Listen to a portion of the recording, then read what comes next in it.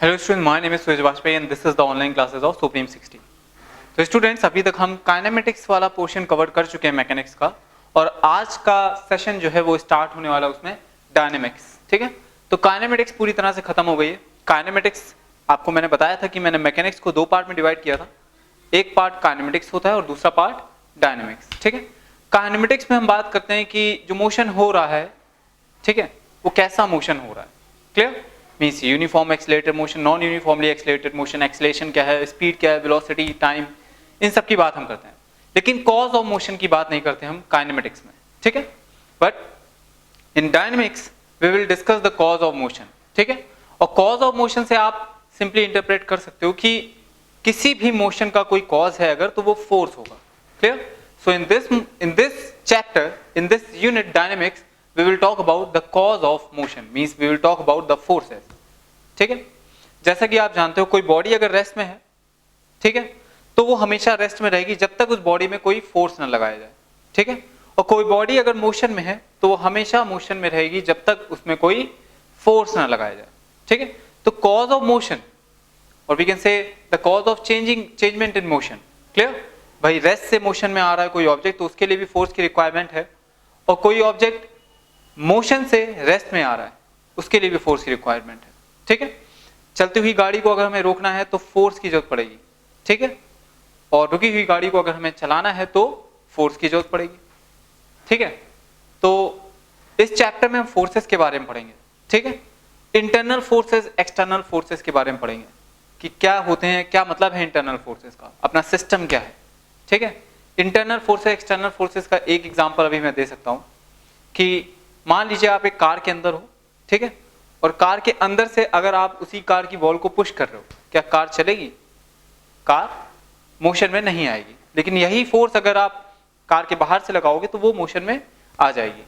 ठीक, तो ऐसा क्यों होता है आप खुद सोचो, और जब ये चैप्टर स्टार्ट कर रहे हैं, ठीक है, तो जैसे जैसे हम आगे बढ़ेंगे तो इस सवाल का जवाब आपको खुद ही मिल जाएगा। ठीक है, अभी इसको अगर आपको खुद जवाब ना मिल पाया हो तो डिस्कस करो। ठीक है, अपने फ्रेंड से, अगर मिल जाता है तो ठीक, नहीं तो इसे लिख लेना, और फिर जब मैं पढ़ाऊंगा यहाँ पे तब तो ये चीज क्लियर हो ही जाएगी। ठीक है, तो हम बात करने वाले हैं फोर्सेस की, कॉज ऑफ मोशन की हम बात करने वाले हैं। ठीक है, कि भाई मोशन क्यों हो रहा है, क्या रीजन है मोशन का। So the force is the reason of motion. Clear? अब हम यहाँ पे फोर्सेस की बात करने वाले हैं इस चैप्टर में। Okay students, so internal force, external force. Internal force की वजह से कोई मोशन नहीं होता है, एक्सटर्नल फोर्सेस की वजह से मोशन होता है। ये क्या फोर्सेस होते हैं इसकी बात हम बाद में करेंगे। इस चैप्टर में हम न्यूटन्स के लॉज डिस्कस करेंगे, न्यूटन्स का फर्स्ट लॉ, न्यूटन्स का सेकंड लॉ, न्यूटन्स का थर्ड लॉ। ठीक है स्टूडेंट्स, आप जानते हो कि कोई बॉडी अगर मोशन में है तो वो मोशन में ही जब तक कोई फोर्स न लगाया जाए। कोई बॉडी अगर रेस्ट में है तो रेस्ट में रहेगी जब तक कोई फोर्स न लगाया जाए। एक चलती हुई साइकिल है, अगर पैडल मारना आप बंद कर दो तो वो साइकिल अपने आप रुक जाएगी। क्यों रुक जाएगी?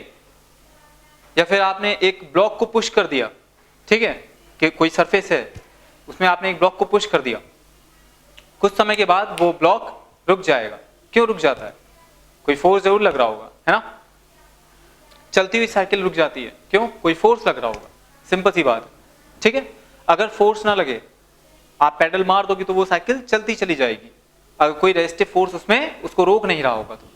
ठीक है, उसकी स्टेट नहीं चेंज होगी। अगर वो रेस्ट में है तो रेस्ट में रहेगी, अगर वो मोशन में है तो वो मोशन में रहेगी जब तक उस पर कोई फोर्स अप्लाई ना किया जाए।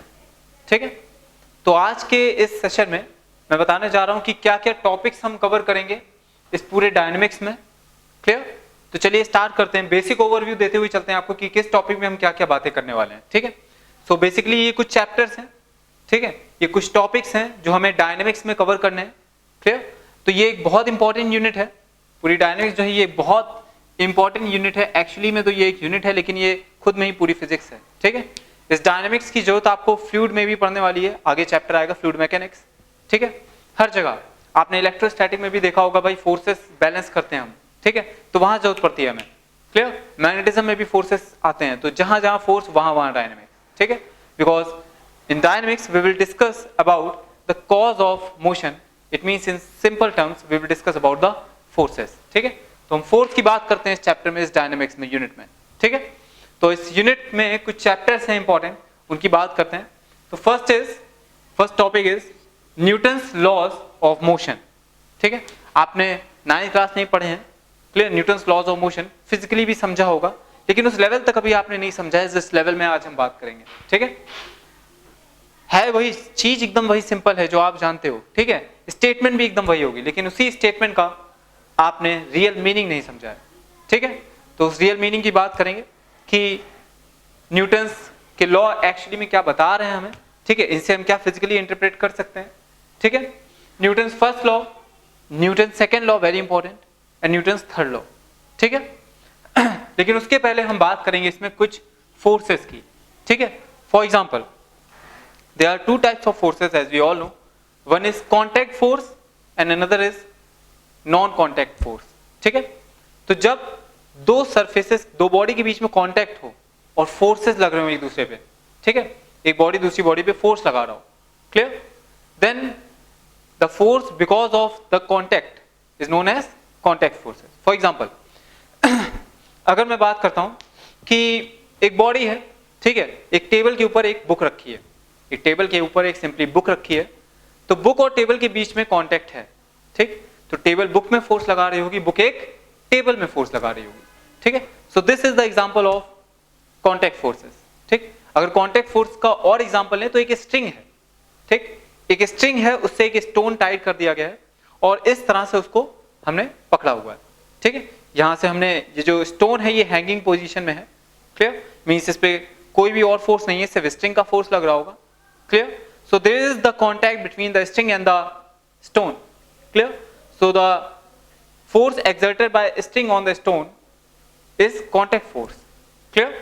और अगर contact forces के हम एग्जांपल लेते हैं तो friction force, जैसा कि आप जानते हो, वो एक contact force। अब ये friction force क्या होता है इसकी बात हम करेंगे। ठीक है, so in Newton's laws of motion we will talk about the types of forces, clear, for example contact forces and non contact forces। तो नॉन कॉन्टैक्ट फोर्सेस में कौन कौन से फोर्सेस आते हैं? फॉर एग्जांपल ग्रेविटेशन फोर्स, जितने भी field forces हैं वो सब के सब नॉन कॉन्टैक्ट फोर्सेस में आते हैं। जैसे कि अगर इस मार्कर को मैं यहां से छोड़ दूं तो ये नीचे आ जाएगा by virtue of its gravitation force, because of its gravitational force. ठीक है, और वेट, सो ये आप जानते हो, इसमें कहीं से आपको दिख रहा है कि कहां से वेट लग रहा है? इसमें नहीं दिख रहा। क्या कोई कॉन्टैक्ट दिख रहा है? So this is the force without contact. Earth force लगा रही है इस मार्कर पे, लेकिन कांटेक्ट नहीं है, so this is the example of non contacting forces. ठीक है, दो चार्जेस रखे हैं किसी डिस्टेंस पे, दो चार्जेस रखे हैं और वो दोनों एक दूसरे पे फोर्स अप्लाई करेंगे। अगर सिमिलर चार्जेस हैं तो रिपल करेंगे, अपोजिट चार्जेस हैं तो अट्रैक्ट करेंगे, आप जानते हो, है ना। सो this is the example of non contacting forces. Electrostatic force is also an example of non contacting forces. ठीक है, नॉन कॉन्टैक्ट फोर्स। और कौन से एग्जांपल हो सकते हैं नॉन कॉन्टैक्ट फोर्स के? मैग्नेटिक फोर्स, दो मैग्नेट हैं, है ना, उन दोनों के बीच में जो फोर्स लग रहा होगा वो नॉन कॉन्टैक्ट फोर्स होगा। ठीक है, so this is basically the example of non contacting forces की बात हम अच्छे से करेंगे। ठीक है, उसके बाद फोर्सेस को डिस्कस करने के बाद हम इक्विलिब्रियम पोजीशन समझेंगे कि किसी बॉडी की इक्विलिब्रियम पोजीशन क्या होती है। ठीक है, एक्चुअली में स्टूडेंट्स आप जानते हो इक्विलिब्रियम पोजीशन जब एक्सेलरेशन जीरो हो, ठीक है, और we can say the net force on the object is zero. For example there is a block, clear, और इस ब्लॉक में लेफ्ट वर्ड फोर्स लग रहा है 5 न्यूटन का। एक मान लीजिए इस तरह से एक ब्लॉक है, ठीक है, मैं बेसिक ओवरव्यू दे रहा हूं पूरे डायनेमिक्स का कि मैं क्या क्या पढ़ाने वाला हूं इसमें। ठीक है, तो समझते जाओ, थोड़ा फैमिलियर हो जाओगे हर टॉपिक से तो आपको समझने में आसानी होगी। ठीक है, B patience and stay tuned. So students ये एक ब्लॉक है, इसका मास कुछ m है, मास आप जानते हो matter contained in a substance, clear. तो मास क्या है? Matter contained in a substance. Mass और वेट में कुछ डिफरेंस होता है, ये 9th क्लास की कुछ चीजें हैं जो आपको पता है। ठीक है, W is equals to mg we can say, clear, your weight is a force, your weight is a force, clear, by which earth attract any body towards its center. Weight is a force by which earth attracts a body towards its center. तो जो जो चीजें मैं यहाँ लिख रहा हूँ reference से आज, वो बहुत इंपॉर्टेंट है। ठीक है, एक्चुअली में वो चीजें 11th क्लास की नहीं है, आप पहले से ही जानते हो, बस मैं वो चीजें रिमाइंड करा रहा हूँ आपको। ठीक है, सो अगर आप नहीं जानते हैं तो इसे लिख लेना। ठीक है, so what is weight? Weight is what? Weight is a force weight is a force by which earth attracts a body towards its center। यहां अर्थ के सेंटर का मतलब है, अर्थ भाई एक स्फीयर है, तो अर्थ जो एक स्फीयर है उसके सेंटर पे जब वो बॉडी को खींच रही है अर्थ, ठीक है, मतलब जब अर्थ अपने सेंटर की तरफ बॉडी को खींच रही है किसी बॉडी को, वो जो फोर्स अप्लाई कर रही है, the gravitation force is known as weight. For example mg, clear, means w is equal to mg, ये तो हमें पता ही है, where m is the mass. What is mass? Mass is the matter contained in a substance. समझ पा रहे हो? Mass is the matter contained in a substance, कि एक सब्सटेंस में कितना मैटर है, ठीक है। अब ये मैटर जो है, क्योंकि matter cannot be it cannot be created nor it can be destroyed, clear, means matter को ना ही क्रिएट किया जा सकता है ना ही उसे बनाया जा सकता है, clear. Matter is something that can occupy a space, ठीक है। तो मैटर कोई भी चीज जो स्पेस में अपनी वॉल्यूम को कवर करे, ठीक है, that is matter having mass. For example air is a matter, ठीक है, कोई भी सब्सटेंस है वो मैटर है, ठीक है। तो स्टूडेंट्स, किसी बॉडी में कितना मैटर है, that is its mass. Matter contained in a substance is its mass. For example एक हमने ब्लॉक लिया, इसका मास जो है ये 5 kg है, ठीक है। अब ये जो ब्लॉक है, आप इस ब्लॉक को चाहे अर्थ पे रखो चाहे मून पे रख दो जाके, ठीक है, इसका जो मास है वो 5 kg ही रहेगा, ठीक है। अब ये बात अलग है कि उसका वेट चेंज कर जाएगा, क्योंकि मून पे ग्रेविटेशन 1/10 टाइम होती है अर्थ की ग्रेविटेशन की, ठीक है, वहां ग्रेविटी बहुत कम होती है मून पे, क्लियर। तो वेट तो चेंज कर जाएगा स्टूडेंट्स, लेकिन उसका मास चेंज नहीं करेगा। ये चीज ठीक है?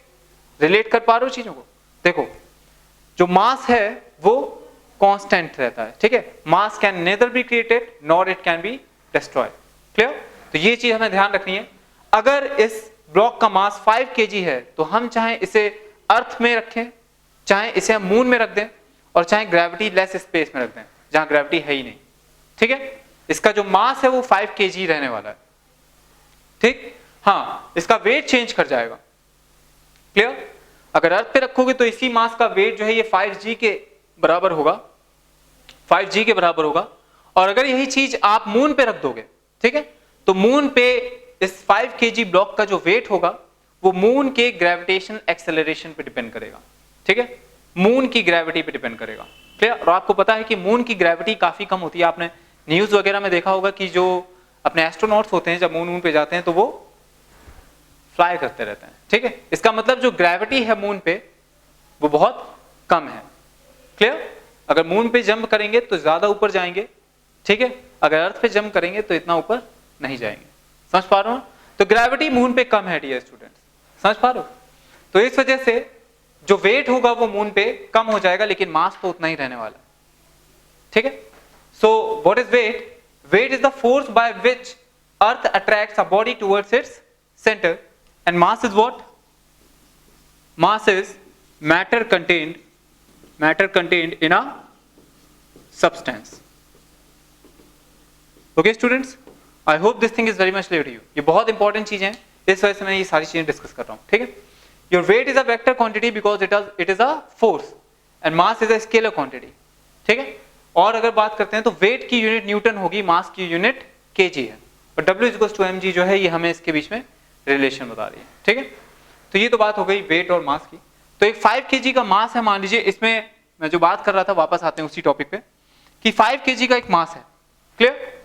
और इस मास में अगर हम एक फोर्स यहां से लगा रहे हैं 5 न्यूटन का, और एक फोर्स यहां से लगा रहे हैं 5 न्यूटन का, और मैं पूछ रहा हूं आपसे कि बताइए भाई इसमें कितना फोर्स लग रहा है, इसमें कितना फोर्स लग रहा है? तो आपके ऑप्शंस हैं 10 न्यूटन, 0 न्यूटन, 5 न्यूटन,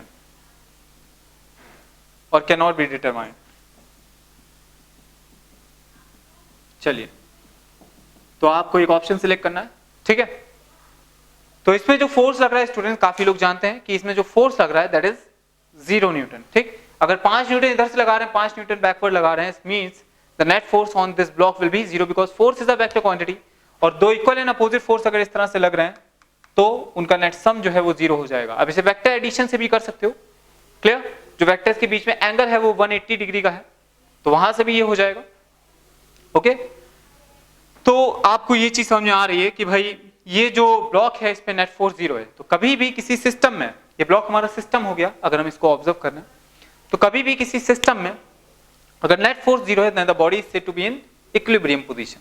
ठीक है, नेट फोर्स 0 तो बॉडी इक्विलिब्रियम पोजीशन में होगी। ठीक है, तो इस तरह की ये इक्विलिब्रियम पोजीशन क्या है इसका डिस्कशन करेंगे, फ्री बॉडी डायग्राम का डिस्कशन करेंगे इस चैप्टर में। इस पहले चैप्टर की बात मैं कर रहा हूं अभी, न्यूटन्स लॉज ऑफ मोशन में हम फ्री बॉडी डायग्राम के बारे में बात करेंगे। फ्री बॉडी डायग्राम बेसिकली एक ऑब्जेक्ट को लेके उसमें जितने भी फोर्सेस लग रहे हैं उन सबको एक ही ऑब्जेक्ट में जितने भी फोर्स उस ऑब्जेक्ट में लग रहे हैं उन सबको दिखा देते हैं। फॉर एग्जांपल एक आपके पास वेज है इस तरह से, मान लीजिए there is a wedge, clear, and there is a block on the wedge. ठीक, अब भाई इस ब्लॉक पे ये जो वेज है ये यहां से थीटा डिग्री का एंगल बना रहा है, तो इस ब्लॉक पे जितने भी फोर्सेस होंगे वो सारे फोर्सेस अगर हम यहां दिखा दें then this is known as this, then the force diagram is known as the free body diagram of mass small m। ठीक है, तो जितने भी फोर्सेस लग रहे हैं, gravitation force, normal force, friction force, सारे फोर्सेस जितने भी फोर्स एक ऑब्जेक्ट पे लग रहे हैं उस पे वो सारे फोर्स दिखा देना, this is known as the free body diagram. ठीक है, उसके बाद हम इस पे बेस्ड क्वेश्चन सॉल्व करेंगे, एक्सेलरेशन फाइंड करेंगे, ठीक है, डी एक्सेलरेशन फाइंड करेंगे और भी सारी चीजें हम डिस्कस करेंगे in the chapter known as Newton's laws of motion, Newton's के लॉज, फ्री बॉडी डायग्राम, ठीक है, और इक्विलिब्रियम पोजीशन, इन सब की बात करेंगे, एक्सेलरेशन फाइंड करेंगे, सिस्टम्स की बात करेंगे यहाँ पे। ठीक है, after that we will talk about a new type of force that is friction force. तो स्टूडेंट फ्रिक्शन फोर्स के बारे में मैं अभी भी आपको बता चुका हूं। फॉर एग्जांपल आपने एक ब्लॉक को पुश करके छोड़ दिया, थोड़ी देर बाद वो रुक जाता है, why? Because of the friction present in the floor, friction present in the floor, clear? उस वजह से, वो रफनेस की वजह से, जो रफनेस होती है सरफेस में उसकी वजह से वो जो ब्लॉक है वो मोशन से रेस्ट पे आ जाता है। भाई अगर आपने मोशन करा के छोड़ दिया है और वो अपने आप रेस्ट में आ रहा है, इसका मतलब ये है कि उसमें कोई फोर्स जरूर लगा होगा जो उसकी स्टेट चेंज कर रहा है, मोशन से रेस्ट में कर रहा है, clear? So that force is known as friction force.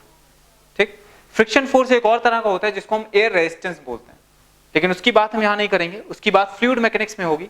ठीक है, क्योंकि यहां पे हम सॉलिड ऑब्जेक्ट्स को डिस्कस कर रहे हैं। सॉलिड ऑब्जेक्ट्स क्या होते हैं स्टूडेंट्स?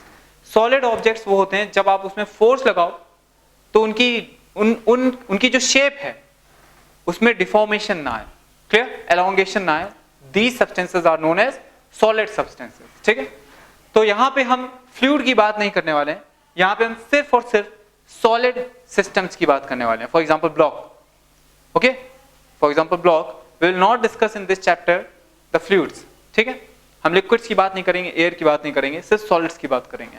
ठीक है, तो students we will talk about the friction force.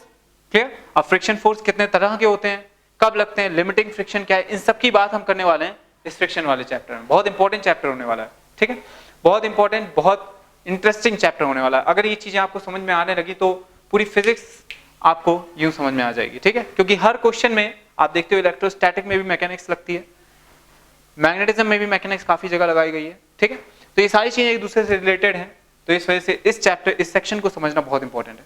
ठीक है, after that we will talk about the circular motion.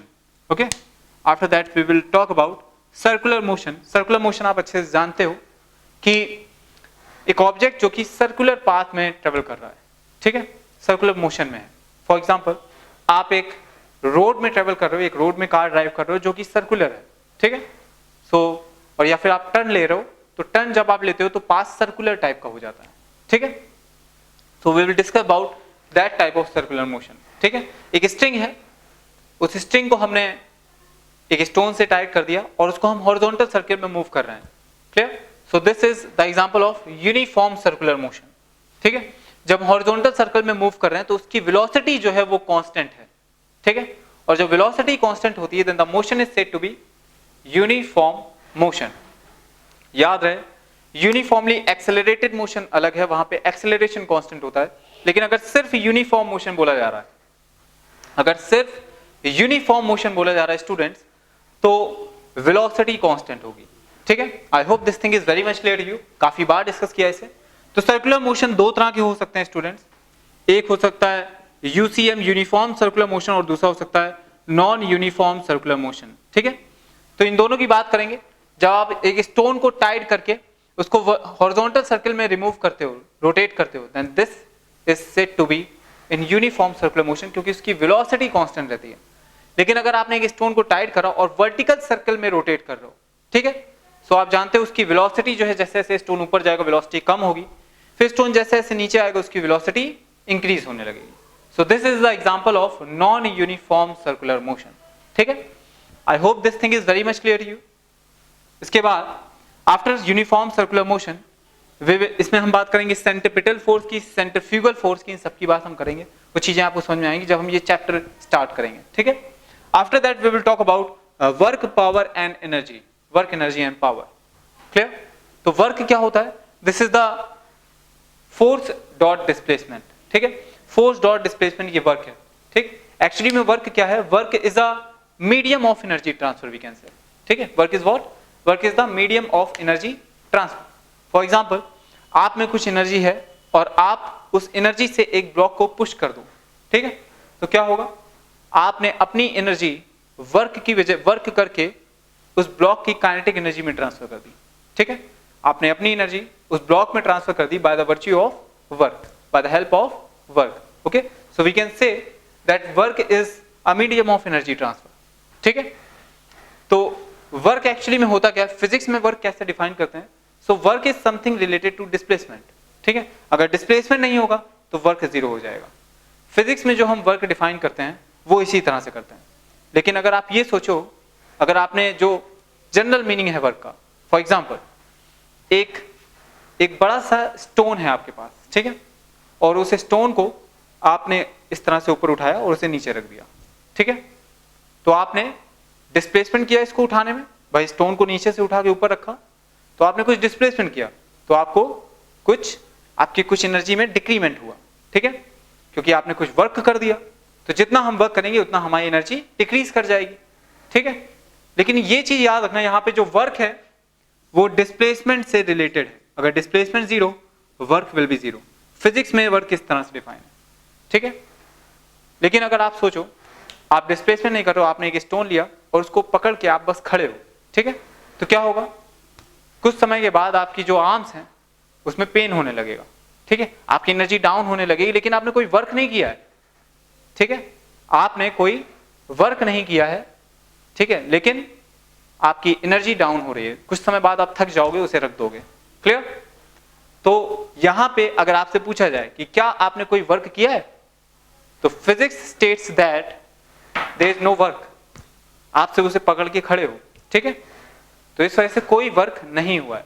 ठीक, तो एनर्जी कहां गई आपकी? आपके दिमाग में क्वेश्चन आ रहा होगा कि एनर्जी फिर हमारी गई कहां?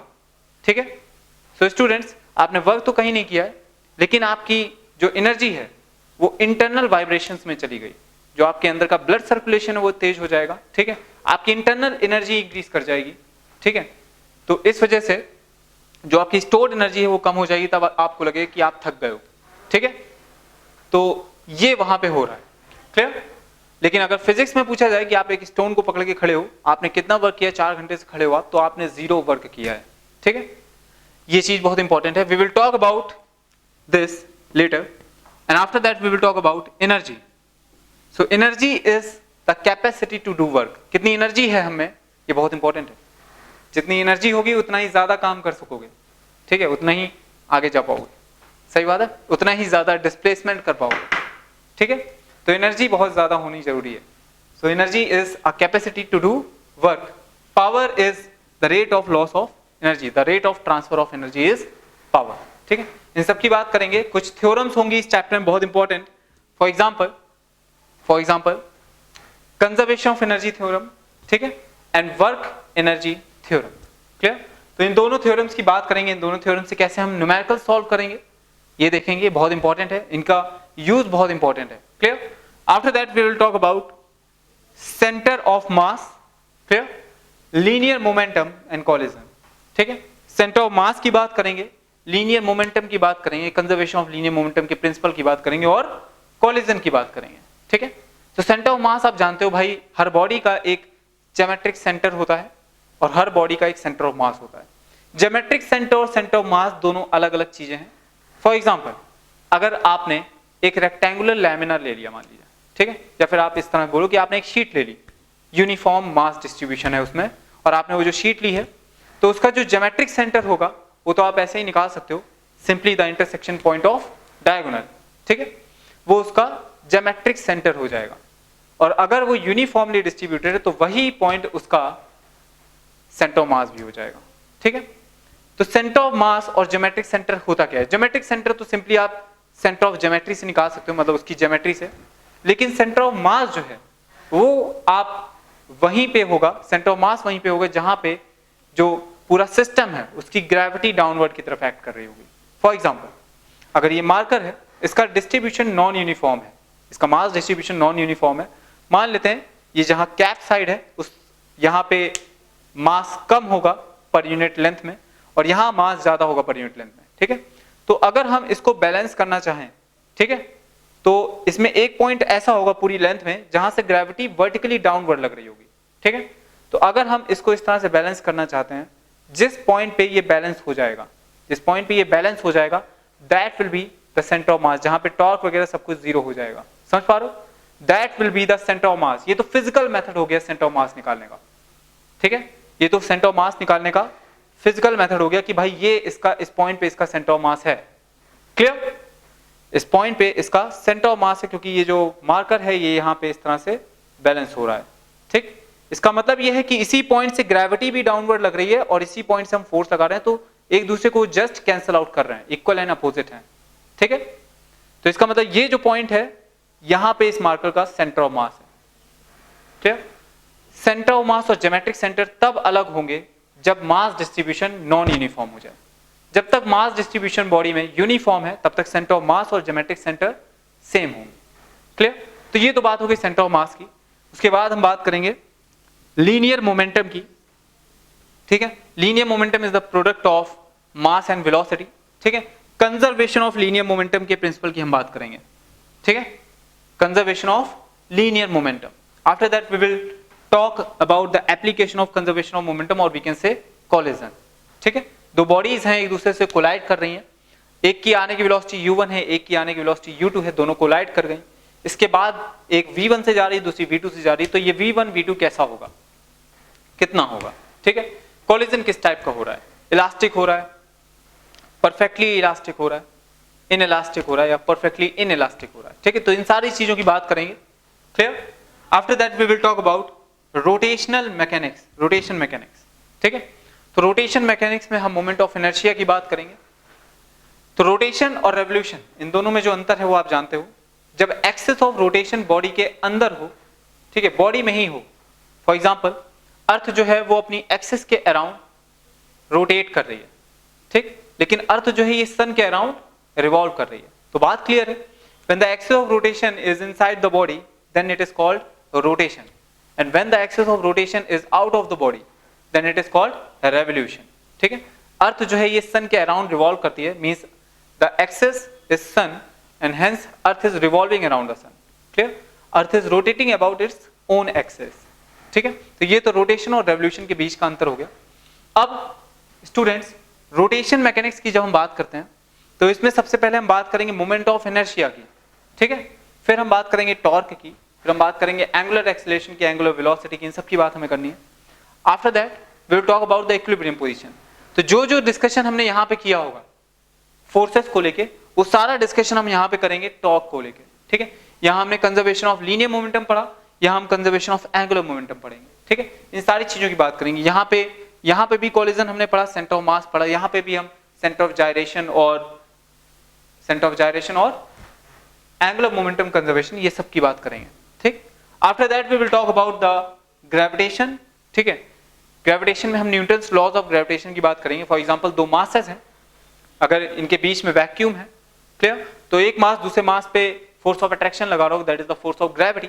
वो फोर्स किस किस चीज पे डिपेंड करेगा इसकी बात करेंगे। जैसा कि आपने इलेक्ट्रोस्टैटिक में कूलॉम्स लॉ पढ़ा है, वो कूलॉम्स लॉ बताते समय मैंने उसका एनालॉगी बताई थी उसकी, that is the Coulomb's law is very much analogous to your Newton's laws of gravitation, ठीक है। तो वैसे ही मैं यहाँ पे बताऊंगा कि भाई जो न्यूटन्स लॉज ऑफ ग्रेविटेशन है वो इलेक्ट्रोस्टैटिक के कूलॉम्स लॉ से बहुत ज्यादा सिमिलर है, ठीक है। बस वहां पे चार्जेस की बात होती थी और यहाँ पे मासेस की बात होती है। वहां पे जो कांस्टेंट आता था दैट इज 1/4πε0, यहाँ पे जो कांस्टेंट आएगा ये ग्रेविटेशनल कांस्टेंट आएगा, its value 6.67 × 10⁻11 newton per kg square meter square, okay. So this is the concept of gravitation. इसमें वेट की फिर से बात करेंगे, एक्सेलरेशन ड्यू टू ग्रेविटी की बात करेंगे, एक्सेलरेशन ड्यू टू ग्रेविटी किस तरह से वेरी करता है, ठीक है। जब हम अर्थ की सरफेस से दूर जाएंगे तो एक्सेलरेशन ड्यू टू ग्रेविटी कम होगा, अर्थ की सरफेस के अंदर जाएंगे, डेप्थ में जाएंगे तो भी ग्रेविटेशन जो होगा, एक्सेलरेशन ड्यू टू ग्रेविटी वो कम होगा, ठीक है। तो ये वेरिएशन हम समझेंगे किस तरह से डिक्रीमेंट हो रहा है इसमें इसका। After that we will talk about SHM, फिर सिंपल हार्मोनिक मोशन, ठीक है। For example spring mass system है, ठीक है। तो ये जो अगर आपने इस स्प्रिंग को, ये नेचुरल लेंथ में थी, अगर आपने इसको इसकी नेचुरल लेंथ से डिस्प्लेस करके रिलीज कर दिया तो ये ब्लॉक जो है ये वाइब्रेशंस में आ जाएगा, clear. And these vibrations are periodic with time, clear. ये पीरियडिक मोशन होगा। दूसरी चीज, इसमें जो फोर्स लग रहा होगा, रिस्टोरिंग फोर्स, जो इसको इसकी पोजीशन पे वापस लेने की कोशिश कर रहा होगा, that is the restoring force of spring. This is directly proportional to its displacement, ठीक है। तो जब भी फोर्स आपका, जब भी ये जो रिस्टोरिंग फोर्स है, ये जो रिस्टोरिंग फोर्स है, ये फोर्स अगर डायरेक्टली प्रोपोर्शनल डिस्प्लेसमेंट के, ठीक है, तो इस तरह का जो मोशन होता है, this is the example of simple harmonic motion, clear. We can write it as, because displacement is in right hand side and force is in left hand side, that's why there is a minus, because this is a vector equation, okay। so ये चीज हमें ध्यान रखनी है students. तो we will start from Newton's laws of motion, then friction, circular motion, work, power, energy, center of mass, linear momentum, collision, rotation mechanics, gravitation and then SHM, ठीक है। तो इस तरह से ये बहुत ही बड़ा सेक्शन आपका कवर अप हो जाएगा, ठीक है। बहुत जल्दी अपने नोट साथ साथ बनाते रहिएगा इसमें, क्लियर। जो पॉइंट्स मैं बताऊंगा वो बहुत इंपॉर्टेंट होंगे, वो सारे आपको नोट करते हुए चलने हैं। जो न्यूमेरिकल्स कराएंगे वो बहुत इंपॉर्टेंट होंगे, स्टैंडर्ड न्यूमेरिकल्स को लेके चलेंगे, ठीक है। एंड प्रैक्टिस आपको ज्यादा से ज्यादा करनी है, ठीक है। नोट्स बनाते हुए चलना है, रिवीजन साथ ही साथ रखना है। काइनेमेटिक्स जो कि हो चुका है उसका रिवीजन मत छोड़िएगा, इलेक्ट्रोस्टैटिक जो हो चुका है उसका रिवीजन मत छोड़िएगा, जो मैग्नेटिज्म खत्म हो चुका है उसका भी आप रिवीजन मत छोड़िएगा, क्योंकि रिवीजन छोड़ दोगे तो चीजें डिमिनिश होने लगेंगी और खत्म हो जाएंगी, ठीक है। तो रिपीटेड रिवीजन करना बहुत इंपॉर्टेंट है, इसलिए मैं बोल रहा हूँ रिवीजन बहुत इंपॉर्टेंट है। चलिए स्टार्ट करते हैं। Okay so now let us talk about the types of forces, ठीक है। तो यहाँ पे हम चैप्टर स्टार्ट कर रहे हैं डायनेमिक्स में Newton's laws of motion, clear. Newton's laws of motion, clear. तो ये चैप्टर चल रहा है डायनेमिक्स में, न्यूटन्स लॉज ऑफ मोशन की हम बात कर रहे हैं, ठीक है। इसमें जो सबसे पहला टॉपिक है अपना that is the types of forces, ठीक। तो पहले समझते हैं फोर्स क्या है। So force is a quantity by virtue of which a body can change it's state, clear. Means rest से मोशन में आ सकती है, मोशन से रेस्ट में आ सकती है, ये काम होता है फोर्स का, ठीक है। फोर्स एक बॉडी को एक्सेलरेट कर सकता है, एक बॉडी को डी एक्सेलरेट कर सकता है। एक्सेलरेशन का मतलब आप अच्छे से जानते हो कि उसकी वेलोसिटी इंक्रीज कर सकता है फोर्स, और डी एक्सेलरेशन का मतलब उसकी वेलोसिटी डिक्रीज कर सकता है फोर्स, ठीक है। तो force is a quantity by which a body can change its motion, clear, by which the motion of the body is affected, clear. So ये फोर्स की डेफिनेशन है। तो फोर्स स्टूडेंट्स जो है ये दो तरह के होते हैं, पहले कॉन्टैक्ट फोर्सेस जो कॉन्टैक्ट की वजह से लगते हैं, ठीक है। And second is non contacting forces, non contact forces means जिनको लगने के लिए कॉन्टैक्ट की जरूरत नहीं होती। तो नॉन कॉन्टैक्ट फोर्स में कौन कौन से फोर्स हैं जिनको कॉन्टैक्ट की जरूरत नहीं पड़ती है? These are your gravitation force. आप जानते हो दो मासेस एक दूसरे को जब ग्रेविटेशन फोर्स की वजह से पुल करते हैं तो उनके बीच में कॉन्टैक्ट होना जरूरी नहीं है। अगर इस मार्कर को यहां से छोड़ें ये नीचे चला जाएगा because of its gravitation force, जो कि अर्थ लगा रही है लेकिन इसमें अर्थ और मार्कर का कॉन्टैक्ट नहीं हो रहा है, ठीक है। So gravitation force is the example of non contact forces, clear. The force between two charges is the example of non-contacting forces means electrostatic force is also a non-contact force. Clear? Magnetic force is also the example of non-contacting forces. ठीक है भाई, दो magnet हैं, एक दूसरे को पुल करेंगे, push करेंगे, ठीक है, बट उनके बीच में कोई कांटेक्ट नहीं दिखता है भाई. ठीक है, तो कांटेक्ट नहीं दिख रहा है, फोर्स लग रहा है, इसका मतलब वो फोर्स जो होगा वो नॉन कॉन्टैक्टिंग फोर्स है, नॉन कॉन्टैक्ट फोर्स है. क्लियर? तीन ही होते हैं जनरली, और होंगे तो और बताया जाएगा. ठीक है, फिलहाल आपके पास तीन नॉन कॉन्टैक्ट फोर्स हैं. क्लियर? इसके अलावा कॉन्टैक्ट फोर्स की अब जरा बात करते हैं. ठीक है, पहले नॉन कॉन्टैक्ट फोर्स समझना ज्यादा इंपॉर्टेंट था, एक बार नॉन कॉन्टैक्ट फोर्स समझ लिए तो जितने भी बचे वो सारे के सारे क्या हैं, कॉन्टैक्ट फोर्स हैं. अब देखते हैं कितने तरह के हो सकते हैं. Clear? So contact forces are the forces which acts on a body because of the contact, which acts between two bodies because of their contact. Clear? For example, इस मार्कर को अगर मैं यहाँ पे पुश कर रहा हूँ इस तरह से, ठीक है, तो ये मार्कर बोर्ड पे एक फोर्स लगा रहा है, ये बोर्ड एक मार्कर पे फोर्स लगा रहा है. ठीक है, और ये जो फोर्स लग रहा है ये बिकॉज ऑफ द कॉन्टेक्ट लग रहा है. भाई मार्कर अगर बोर्ड के कॉन्टेक्ट में नहीं है तो क्या मार्कर बोर्ड पे फोर्स लगा पाएगा? नहीं लगा पाएगा. तो अगर मार्कर और बोर्ड के बीच में फोर्स लग रहा है तो इस मार्कर को इस बोर्ड के कांटेक्ट में जरूर आना पड़ेगा. ठीक है, तो ये चीज इंपॉर्टेंट है ना. तो जब मार्कर और बोर्ड का कांटेक्ट हो रहा है तब ये फोर्स लग रहा है, hence this force is known as contact force. ठीक, अब कांटेक्ट फोर्सेस कितने तरह के होते हैं इनको देख लेते हैं. So first is normal force, tension force, spring force, friction force and collision force. ठीक है, अब एक एक करके जरा इन सबको समझते हैं कि ये है क्या. तो एकदम आराम से समझते हैं, कोई जल्दीबाजी नहीं है. ठीक है, और बहुत सिंपल चैप्टर होने वाला है ये आप सबके लिए. ठीक, बस जो मैं पॉइंट्स बताता जा रहा हूं इन फोर्सेस के बारे में, जो चीजें अभी मैं बताऊंगा वो सारी बहुत इंपॉर्टेंट होने वाली है. ठीक है, तो नॉर्मल फोर्स क्या होता है? Normal force is always perpendicular to the surface. It is a force which a body implies on any other body and perpendicular to the surface of contact. For example, एक table है, उस पे एक book रखी हुई है, एक table पे एक बुक रखी हुई है, तो जो बुक टेबल पे फोर्स लगाएगी perpendicular to the surface of the table, that is the normal force applied by book on the table. And in reaction the table will apply equal and opposite normal force on the book. Clear? Means जितना force table, जो book है वो table पे लगा रही होगी, उतना ही force table भी बुक पे लगाएगी. अगर किसी एक का भी फोर्स ज्यादा हो गया, ठीक है, मान लीजिए बुक का फोर्स टेबल के फोर्स से ज्यादा हो गया, तो क्या होगा? तो स्टूडेंट्स, बुक टेबल के अंदर चली जाएगी, टेबल टूट जाएगी. क्लियर? लेकिन हम टेबल टूटने की बात नहीं कर रहे हैं, हम सिंपल केस का डिस्कशन कर रहे हैं. ठीक है भाई, एक टेबल के ऊपर एक बुक रखी हुई हमें दिख रही है, तो भाई उस बुक पे जो टेबल फोर्स लगा रही होगी उतना ही फोर्स वो बुक भी टेबल पे लगा रही होगी. क्लियर? या फिर हम यूं कहें कि अगर मैं इस बोर्ड को पुश कर रहा हूं, ठीक है, then the force applied by me perpendicular to the surface of the board is known as the normal force applied by me on the board. ठीक है, जब भी दो सरफेसेस कांटेक्ट में होती हैं नॉर्मल फोर्स जरूर लगेगा. पहली चीज इंपॉर्टेंट नॉर्मल फोर्स के बारे में, जब भी कोई दो चीजें कांटेक्ट में होंगी उन पे नॉर्मल फोर्स तो जरूर लगेगा. ठीक है, क्लियर? तो दो फोर्सेस कांटेक्ट में है, नॉर्मल फोर्स ऑब्वियस है कि लगेगा. हाँ, ये हो सकता है कि मिनिमम हो जाए, जीरो भी हो सकता है. क्लियर? लेकिन लगना तो चाहिए. ठीक है भाई, दो सरफेसेस अगर कांटेक्ट में है तो नॉर्मल फोर्स लग सकता है. क्लियर? ये चीज आपको ध्यान रखनी है ना. नॉर्मल फोर्स लगता कैसा है? So this force is the force because of the contact between two surface, and this force is always perpendicular to the surface of contact. This is the force because of contact between two surfaces. पहली चीज इसके बारे में important. और दूसरी चीज, it is always perpendicular to the surface of contact.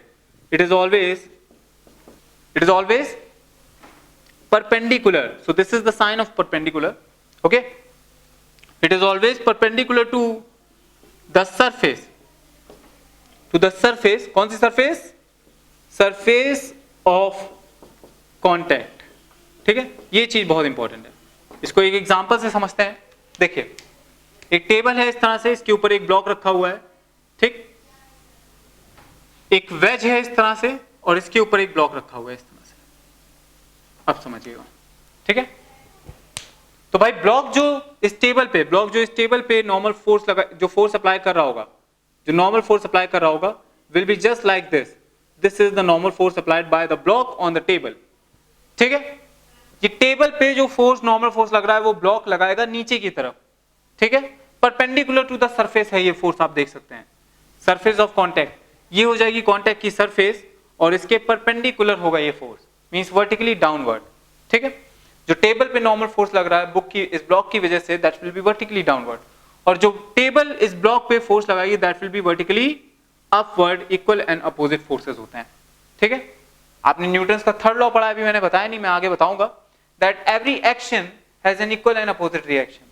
ठीक है, अगर मैं बोर्ड पे 5 न्यूटन का फोर्स लगाऊंगा तो बोर्ड भी मुझ पे 5 न्यूटन का फोर्स रिवर्स में लगाएगा ही लगाएगा। ठीक है, अगर बुक ने इस ब्लॉक ने इस टेबल पे 5 न्यूटन का फोर्स लगाया, n न्यूटन का फोर्स लगाया, तो ये टेबल इस ब्लॉक पे भी n न्यूटन का फोर्स अपोजिट डायरेक्शन में अप्लाई कर देगी। ठीक है, so this is the third law of Newton that every action has an equal and opposite reaction. ठीक है, अगर हम किसी ऑब्जेक्ट पे एक फोर्स लगा रहे हैं तो वो वाला ऑब्जेक्ट भी हम पे उतना ही फोर्स लगाएगा। अगर एक ऑब्जेक्ट ए बी पे जितना फोर्स लगाएगा बी भी ए पे ही उतना ही फोर्स लगाएगा, जस्ट अपोजिट डायरेक्शन में। क्लियर? अब ये बात अलग है कि मोशन जो है, मान लो ए बी पे फोर्स लगा रहा है तो मोशन बी की डायरेक्शन में होने लगे, लेकिन ये बात वहां पे भी अप्लाई होगी कि जितना ए बी पे फोर्स लगा रहा है उतना ही बी ए पे फोर्स लगाएगा। ठीक, तो ये चीजें बहुत इंपॉर्टेंट है। Now so this is the normal force. Normal force क्या होता है? बिकॉज ऑफ कॉन्टैक्ट होता है। दूसरी चीज, it is always perpendicular to the surface of contact. इसमें सरफेस ऑफ कॉन्टैक्ट के परपेंडिकुलर है नॉर्मल फोर्स। ठीक, अगर यहां पे बात करें, ये भी ब्लॉक है, वही ब्लॉक है, लेकिन इस बार ये ब्लॉक वेज पे रखा है। ठीक, और ये वेज जो है ये यहां से थीटा का एंगल बना रहा है हॉरिजॉन्टल से। ओके, तो इस केस में स्टूडेंट्स, इस केस में ये जो वेज है, ये जो वेज है, ये जो ब्लॉक है, चलिए ये जो ब्लॉक है, इस वेज पे जो फोर्स लगा रहा होगा नॉर्मल फोर्स, वो परपेंडिकुलर टू दिस सरफेस लगाएगा, इस सरफेस के परपेंडिकुलर लगाएगा, means this force is like this. Now ये नॉर्मल फोर्स अप्लाई करेगा ये ब्लॉक इस सरफेस पे, और ये सरफेस भी रिटर्न में इस ब्लॉक पे इतना ही नॉर्मल फोर्स अप्लाई करेगी। क्लियर? सो ये नॉर्मल फोर्स आपका ब्लॉक पे लग रहा है और ये नॉर्मल फोर्स आपका वेज पे लग रहा है। ये नॉर्मल फोर्स आपका टेबल पे लग रहा था और ये वाला नॉर्मल फोर्स आपका ब्लॉक पे लग रहा है। समझ पा रहे हो? ठीक है, तो आप देख सकते हो कि भाई ये जो फोर्स लग रहा है this is perpendicular to the surface of contact.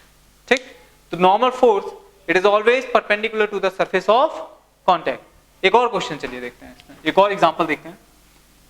ये इस तरह से भाई ये 3 स्फीयर्स रखे हैं इस तरह से। ठीक है, 3 स्फीयर्स रखे हैं, जो इनके बीच में नॉर्मल फोर्स होगा ये इस डायरेक्शन में होगा। मान लेते हैं ये n1 है, ये n2 है, सॉरी ये भी n1 हो जाएगा, क्योंकि equal and opposite reaction force होता है, आपको पता है। क्लियर? अगर ये वाला स्फीयर, ये रेड वाला स्फीयर इस सरफेस पे n1 का नॉर्मल फोर्स लगा रहा है, ठीक है, तो ये वाला जो ये सरफेस है, जो ये सरफेस है, ये भी इस पे n1 का ही नॉर्मल फोर्स लगाएगी। क्लियर?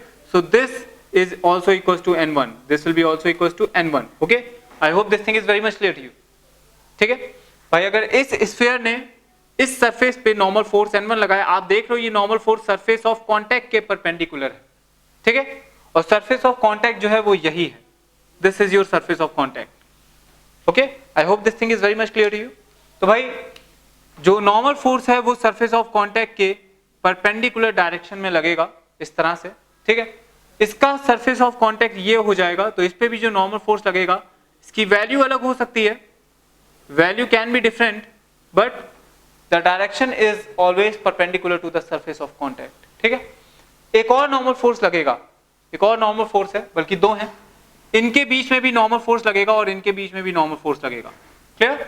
अब ये नॉर्मल फोर्स इन दोनों के सेंटर से पास होगा। स्टूडेंट, क्यों पास होगा सेंटर से, ये देखते हैं। देखिए, सरफेस ऑफ कांटेक्ट 2 स्फीयर्स के बीच में ये होगी। Clear? This tangent is the surface of contact and as we all know that radius is always perpendicular to the tangent. ठीक है, तो ये जो आपके सेंटर को ज्वाइन करने वाली लाइन है स्टूडेंट्स, ये जो सेंटर को ज्वाइन करने वाली लाइन है, ये जो है perpendicular to the surface of contact होगी। ठीक है, तो कभी भी 2 स्फीयर्स अगर कांटेक्ट में है और आपसे पूछा जा रहा है कि एक स्फीयर का दूसरे स्फीयर पे नॉर्मल फोर्स किस डायरेक्शन में लगेगा, तुरंत समझ जाओ कि एक स्फीयर जो दूसरे स्फीयर पे नॉर्मल फोर्स लगाएगा वो centre line of joining centre के अलोंग होगा, ठीक है। मतलब रेड वाला स्फीयर जो ब्लैक वाले पे नॉर्मल फोर्स लगाएगा that will be sorry that will be N3 here, clear. और इतना ही रिवर्स डायरेक्शन में ब्लैक वाला स्फीयर रेड वाले स्फीयर पे नॉर्मल फोर्स लगा देगा, clear. I hope this thing is very much clear to you, ठीक है। बहुत ही सिंपल सी चीज है, सिंपल मैंने नॉर्मल फोर्स के बारे में आपको एक चीज बताई है, it is always perpendicular to the surface of contact, ठीक। इस चीज को हम याद रखेंगे हमेशा, इसकी बहुत ज्यादा जरूरत पड़ने वाली है हमें FBDs में, ठीक, फ्री बॉडी डायग्राम में। Now after that we will talk about, let us talk about tension force. ये टेंशन फोर्स क्या है, ठीक है। तो इसको सुन के बिल्कुल टेंशन नहीं होनी चाहिए, बहुत ही सिंपल फोर्स है, ठीक है। जो स्ट्रिंग फोर्सेस होते हैं, स्ट्रिंग फोर्सेस, उनको हम टेंशन फोर्सेस कहते हैं, क्लियर। फॉर एग्जांपल एक स्ट्रिंग है इस तरह से, ये एक ब्लॉक है, क्लियर। तो जो भी फोर्स ये स्ट्रिंग अप्लाई कर रही होगी इस ब्लॉक पे, ठीक है, इस स्ट्रिंग को इस ब्लॉक से हिंज कर दिया और दूसरे पॉइंट इस स्ट्रिंग का यहाँ पे हिंज कर दिया, ठीक है। तो क्या होगा, ये जो ब्लॉक है इस पे स्ट्रिंग एक फोर्स लगाएगी अपवर्ड डायरेक्शन में, so the force applied by this string is known as tension force, ठीक है। अगर इस स्ट्रिंग की जगह, यहाँ पे तो ये स्ट्रिंग है, अगर स्टूडेंट्स हम स्ट्रिंग की जगह एक रॉड कर दें,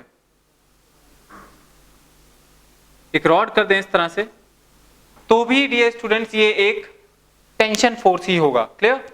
तो भी ये एक टेंशन फोर्स ही होगा, क्योंकि हमने स्ट्रिंग की जगह रॉड कर दी, अभी भी ये फोर्स पुल ही कर रहा है, क्लियर। तो टेंशन फोर्स के बारे में जो एक चीज इंपॉर्टेंट है, पहली चीज, this is the force applied by a string और a rod, clear. And this force is always pulling force, always a pulling force, always a pulling force, okay students। so tension force के बारे में आप अच्छे से जानते हो कि ये टेंशन फोर्स होगा, ये हमेशा पुलिंग फोर्स होगा, ये पुल करेगा चीजों को, पुश कभी नहीं कर सकता है। क्या आप किसी स्ट्रिंग से किसी को पुश कर सकते हो? नहीं कर सकते हो भाई, स्ट्रिंग मुड़ जाएगी, है ना। तो the tension force is always pulling force, it is not a type of pushing force, clear। it never be a pushing force, this is always a pulling force, clear। now after that let us talk about spring forces, clear। ये spring force क्या होता है? तो spring force की बात करते हैं, तो जो force spring अप्लाई करेगी that force is spring force, clear। तो क्या होता है देखते हैं। तो स्टूडेंट्स ये आपकी एक spring है और इस spring से आपने एक ब्लॉक अटैच कर दिया है, ठीक है, इस तरह से, क्लियर। अभी इस पॉइंट पे ये जो स्प्रिंग है ये अपनी नेचुरल लेंथ में है, मींस ये ब्लॉक जो है ये अपनी मीन पोजीशन पे ही होगा, clear. This block is at its mean position, ठीक। लेकिन टाइम के साथ क्या होगा, अभी इस ब्लॉक ये ब्लॉक जो है ये अभी तो अपनी मीन पोजीशन पे है, बट अब हमने क्या करा, इस ब्लॉक को डिस्प्लेस करा थोड़ा सा, ठीक है। इस ब्लॉक को हमने एक्स से डिस्टेंस से डिस्प्लेस कर दिया, ठीक है। सो जो डिस्प्लेसमेंट हुई है वो इस डायरेक्शन में हुई है, स्ट्रिंग जो है ये स्ट्रेच्ड हो चुकी है, एक्सपैंड हो चुकी है, अब स्ट्रिंग अपनी नेचुरल लेंथ में आने की कोशिश करेगी, ठीक है। तो इस वजह से इस ब्लॉक पे जो फोर्स लगेगा वो इस डायरेक्शन में लगेगा, मीन जो ब्लॉक है वो अपनी मीन पोजीशन पे आने की कोशिश करेगा, सही बात है ना। तो जो ब्लॉक है वो अपनी मीन पोजीशन पे आने की कोशिश करेगा, ठीक है। तो इस वजह से हम कह सकते हैं कि भाई ये जो स्प्रिंग है इसके कॉन्टेक्ट में, ये इस पे एक फोर्स लगा रही है, स्प्रिंग इस ब्लॉक पे एक फोर्स लगाएगी, उस फोर्स को बोलते हैं स्प्रिंग फोर्स, ठीक है। और ये जो फोर्स स्प्रिंग अप्लाई करेगी जो फोर्स स्प्रिंग अप्लाई करेगी, this force is directly proportional to the displacement from the mean position, clear. ये जो स्प्रिंग फोर्स होता है ये मीन पोजीशन से जो डिस्प्लेसमेंट हुई है उसके डायरेक्टली प्रोपोर्शनल होता है, क्लियर।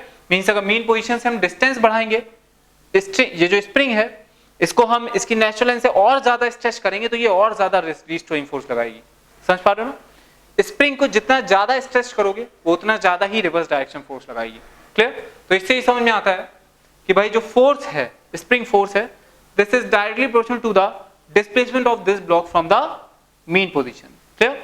और आप डायरेक्शन भी देख सकते हो, डिस्प्लेसमेंट आपकी राइट वर्ड है और जो स्प्रिंग फोर्स लगा रही है that is leftward, clear.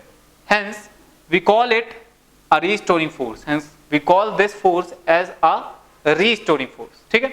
ये restoring force है, ये फोर्स जो है इस तरह से लग रहा है कि ये जो ब्लॉक है ये अपनी पोजीशन रिस्टोर कर लेगा और जो स्प्रिंग है वो अपनी नेचुरल लेंथ रिस्टोर कर लेगी, ठीक है। Hence this type of force is known as restoring force. इसी वजह से जितने भी रीस्टोरिंग फोर्सेस होते हैं स्टूडेंट्स, उनको हम एक नेगेटिव साइन के साथ दिखाते हैं, माइनस ऑफ के एक्स। क्लियर? ये बस माइनस साइन आपको ये शो कर रहा है कि जो फोर्स है this is opposite to the displacement. The direction of this force is just reverse the direction of the displacement from the mean position. Clear? So this is your spring force. तो spring force के बारे में आप ये चीज जानते हो। यहाँ पे जो K है, ये जो K आपको दिख रहा है, this is your spring constant here. This is spring constant. Okay students, I hope this thing is very much clear to you.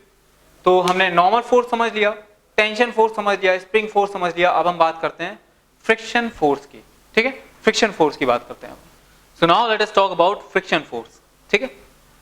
देखिए, एक ब्लॉक है, इसको समझने के लिए हमें इस सिस्टम को समझना पड़ेगा। एक ब्लॉक है जो कि एक सरफेस पे रखा है, ठीक है। अब इस ब्लॉक का कुछ मास होगा, ठीक। अब समझिएगा, अभी ये ब्लॉक रेस्ट पे है इस सरफेस के थ्रू, ठीक। और ये सरफेस जो है ये स्मूथ नहीं, हमने बोल दिया ये रफ सरफेस है। कैसी है? ये एक रफ सरफेस है, ठीक है। रफ सरफेस का मतलब स्टूडेंट्स ये है कि भाई यहां पे इस सरफेस में काफी अनइवननेस होगी। क्लियर? ये अनइवन टाइप की सरफेस होगी। क्लियर? रफ सरफेस आप समझते हो ना भाई, एक स्मूथ सरफेस होती है पॉलिश्ड और एक होती है रफ सरफेस, ठीक है। तो ये सरफेस रफ सरफेस है, ठीक है। ये एक रफ सरफेस है। तो क्या होगा, अब इस सरफेस में ये जो मास m है ये रेस्ट पे है, ठीक है। अभी इस सरफेस, इस मास के बीच में, ठीक है, इस मास की जो सरफेस ऑफ कांटेक्ट है, ये मास की सरफेस ऑफ कांटेक्ट, ठीक है, और ये उसके नीचे वाली सरफेस, इन दोनों के बीच में अगर आप ध्यान से देखो तो रिलेटिव मोशन नहीं है इस समय, ठीक है। लेकिन अगर क्या हो, अगर हम इस मास को किसी वेलोसिटी से, किसी फोर्स से राइट वर्ड मूव करने लगेंगे, ठीक है। अगर हम इस मास को किसी एक्सटर्नल फोर्स की मदद से हम राइट वर्ड मूव करने लगेंगे, कोई फोर्स लगा के राइट वर्ड मूव करने लगेंगे, तो क्या होगा? तो स्टूडेंट ये जो सरफेस है ये एक लेफ्ट वर्ड डायरेक्शन में फोर्स इस मास पे लगाने लगेगी। समझ पा रहे हो? तो जो सरफेस है आप जानते हो, क्यों आपको ऐसा कैसे पता चला? क्योंकि आप जानते हो जब आप इस मास को पुल कर रहे हो तो आपको ऐसा लगता है कि भाई कोई चीज है जो इसको पीछे की तरफ फोर्स लगा रही है, तभी हमें पुल करने में दिक्कत हो रही है। लेकिन अगर आप इसी मास को बर्फ में या फिर किसी स्मूथ सरफेस में पुश करोगे तो वो आसानी से खींचा चला आएगा। समझ पा रहे हो ना? तो इसका मतलब ये सरफेस जो है ये लेफ्ट वर्ड डायरेक्शन में, ये जो सरफेस है ये अपोजिट डायरेक्शन में एक फोर्स अप्लाई कर रही है, that is called the friction force, ठीक है। ये जो सरफेस है ये इस मास पे अपोजिट डायरेक्शन में एक फोर्स अप्लाई कर रही है, that is called the friction force. अगर आपने इस मास को जो कि इस रफ सरफेस पे रखा हुआ है इस तरह से, अगर आपने इस मास को जो कि इस रफ सरफेस पे रखा हुआ है लेफ्ट हैंड साइड फोर्स लगा दिया इस मास पे आपने, तो क्या होगा? तो इस समय स्टूडेंट्स जो आपकी सरफेस है वो इस मास पे राइट हैंड डायरेक्शन में फ्रिक्शन फोर्स अप्लाई कर देगी। जो सरफेस है वो इस मास पे राइट हैंड साइड डायरेक्शन में फ्रिक्शन फोर्स अप्लाई कर देगी, ठीक है। तो हो क्या रहा है, ये फ्रिक्शन फोर्स कैसे लग रहा है, इसकी डायरेक्शन कैसे एडजस्ट हो रही है? तो एक चीज याद रखेंगे, ये जो पॉइंट ऑफ कांटेक्ट हैं इनको ऑब्जर्व करना पड़ेगा, ठीक है। So friction force always try to oppose the relative motion of the point of contact. What it's try? It's try to oppose the relative motion between the points of contact of two surfaces. Clear? For example, अगर एक block इस तरह से रखा हुआ है m मास का, रखा क्या है, आपने इसको एक फोर्स लगा के इस तरह से होल्ड करके रखा हुआ है, एक फोर्स आपने अप्लाई किया, ठीक है। और ये जो वॉल है इस बार ये वॉल रफ है, ठीक। तो ये वॉल क्या कर रही है, ये वॉल क्योंकि इस मास की टेंडेंसी नीचे जाने की है ग्रेविटी की वजह से, ठीक है। तो वॉल क्या कर रही है स्टूडेंट्स, ये वॉल इस पे एक ऊपर की तरफ फोर्स अप्लाई कर रही है, that is called the friction force applied by the wall. इस बार ये फोर्स ऊपर क्यों अप्लाई कर रही है, ये इंपॉर्टेंट क्वेश्चन है, ठीक है। तो फ्रिक्शन फोर्स क्या करता है student? Friction force tries to oppose, friction force opposes the relative motion between the point of contact. What it does? It, friction force, ये चीज इसमें इंपॉर्टेंट है, friction force opposes the relative motion, friction force opposes the relative motion, opposes the relative motion, the point of contacts between the contact. Okay students, so this is very important property of friction. Clear? तो friction force हमेशा क्या करेगा? वो point of contact के बीच में जो relative motion हो रहा है उसको oppose करेगा. relative motion आप अच्छे से जानते हो, respective motion जो होता है, ठीक है. For example, इस surface के respect में ये ब्लॉक आगे जाने की टेंडेंसी रख रहा है, तो फ्रिक्शन फोर्स क्या कहेगा? फ्रिक्शन फोर्स कहेगा भाई तुम ब्लॉक, तुम आगे नहीं जा सकते, ठीक है. इस वजह से तुम्हें एक फ्रिक्शन फोर्स पीछे की तरफ लग जाएगा. समझ पा रहे हो? इस केस में देखिए friction force equal and opposite reaction force की तरह लगता है. फॉर एग्जांपल, अगर इस ब्लॉक पे फ्रिक्शन फोर्स अपोजिट डायरेक्शन पे लगा है तो ये ब्लॉक भी इस फ्लोर पे फ्रिक्शन फोर्स आगे की डायरेक्शन में लगा देगा. समझ पा रहे हो? ठीक है. अभी क्या हो रहा है? इस ब्लॉक की जो टेंडेंसी है वो लेफ्ट वर्ड आने की है, ठीक है. इस ब्लॉक की जो टेंडेंसी है वो लेफ्ट वर्ड आने की है, तो इस पे फ्रिक्शन फोर्स कहां लगेगा?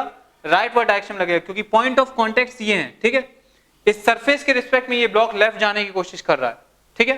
तो सरफेस जो है ये ब्लॉक पे फ्रिक्शन फोर्स अप्लाई कर रही है, कहेगी तुम लेफ्ट नहीं जा सकते हो, ठीक है. So this is the opposition, this is the opposite force. Clear? This is a friction force which opposes the relative motion of this block on the surface, ठीक.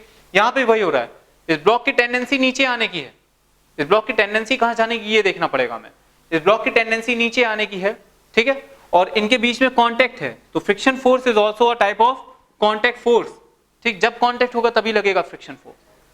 तो फ्रिक्शन फोर्स इनके बीच में कांटेक्ट होने की वजह से लग रहा है, ठीक है. और ये जो फोर्स है ये रिलेटिव मोशन को अपोज करता है, मतलब इस ब्लॉक की टेंडेंसी नीचे जाने की है सरफेस के रिस्पेक्ट में, ठीक है. तो इस वजह से इस ब्लॉक पे फ्रिक्शन फोर्स अपवर्ड डायरेक्शन में लग जाएगा, ठीक है. तो ये चीज इंपॉर्टेंट है फ्रिक्शन को लेके. आई होप कि फ्रिक्शन की चीजें आपको क्लियर हो गई, फ्रिक्शन की डायरेक्शन आप समझ पा रहे हो. अब मैं एक क्वेश्चन दे रहा हूं, एक एग्जांपल आपके सामने रख रहा हूं, आप खुद बताओगे कि इसमें फ्रिक्शन की डायरेक्शन कहां होगी, ठीक है. कहां कहां फ्रिक्शन लगेगा, कैसा कैसा फ्रिक्शन फोर्स लग सकता है, ठीक है.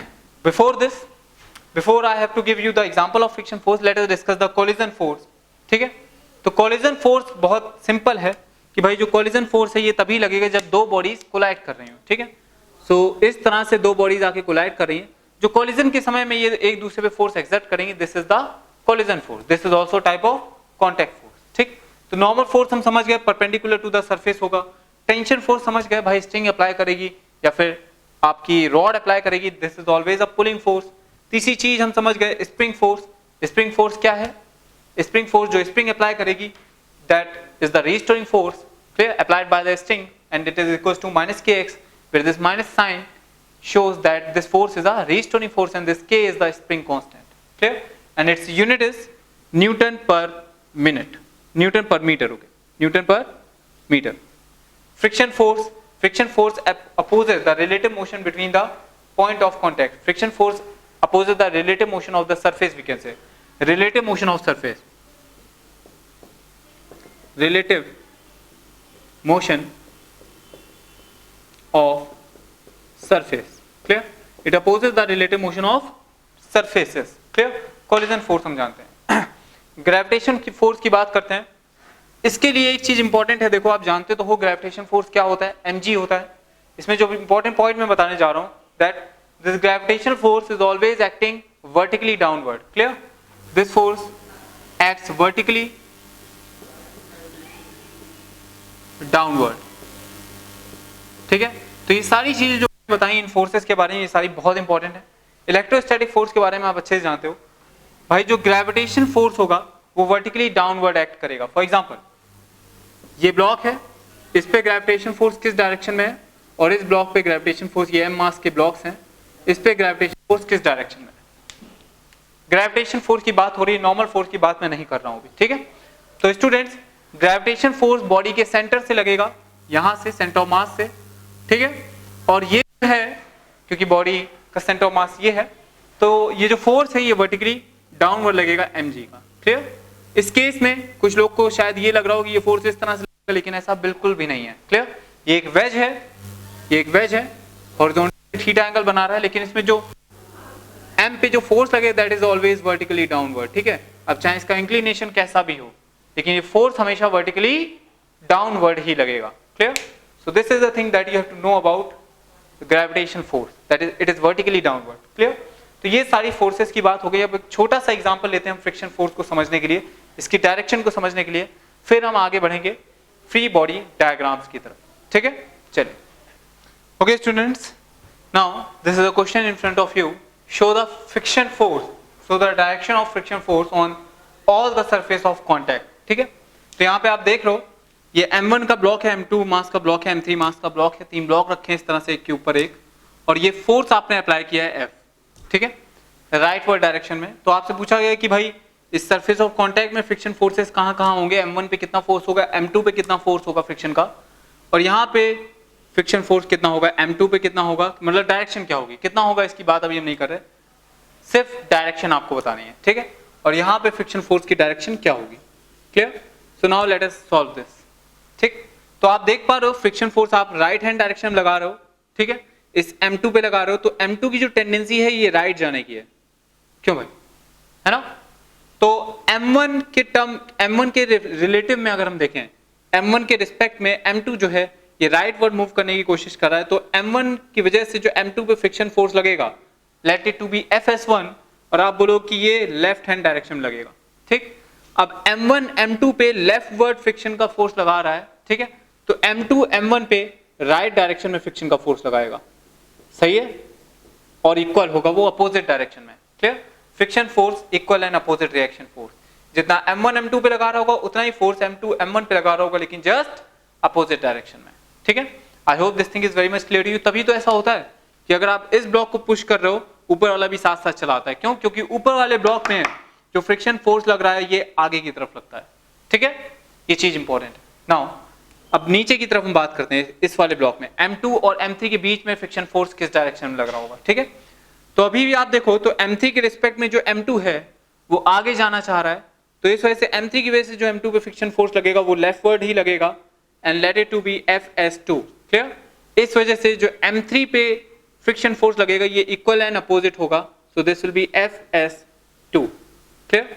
भाई जो M3 M2 पे फ्रिक्शन फोर्स लगा रही है FS2 लेफ्ट वर्ड है, और जो M2 M3 पे फ्रिक्शन फोर्स लगाएगा that will B right word, equal and opposite reaction force. ठीक, अब अगर हम यहां पे फोर्स देखना चाहते हैं, ठीक, तो उसके लिए हमको देखना पड़ेगा कि इस रफ सरफेस के रिस्पेक्ट में M3 कहां जाना चाहता है। ठीक है, तो M3 इज FS2 की, पहले तो इसमें कोई फोर्स नहीं लग रहा था, अगर यहां कोई फोर्स नहीं है, लेकिन अगर यहां फोर्स F लगाया तो यहां पे आगे की तरफ FS2 लगने लगा, इसका मतलब M3 की टेंडेंसी राइट वर्ड मूव करने की है।